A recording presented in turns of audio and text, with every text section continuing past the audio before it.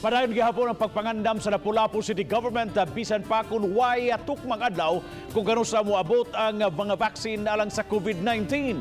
Si Luan Mirondina sa report.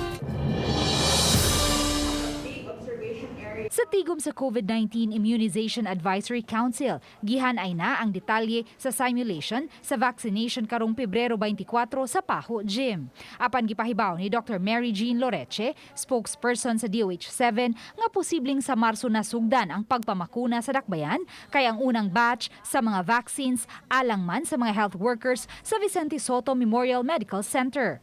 We are assured by the national government that for the first batch, which is Pfizer, for our healthcare workers in Soto, kay kita raman ang na-identify usaan for Visayas, will arrive anytime 3rd to 4th week of February.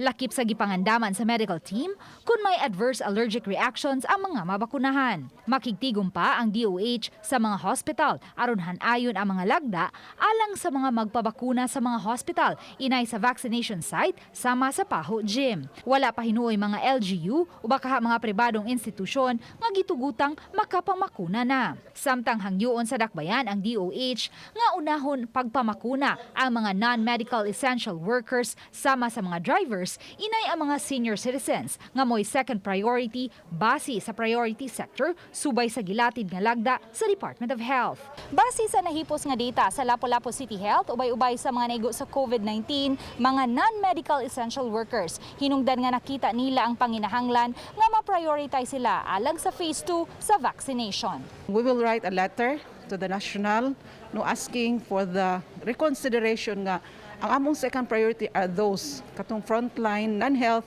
essential workers. Naka-prioritize naman siya, but there is no such thing as para bang just because it's already there, dili na ta pwede mo maniobra. But there has to be a proper coordination with the national government. Uban ni Godfrey Relien, Luan Mirondina,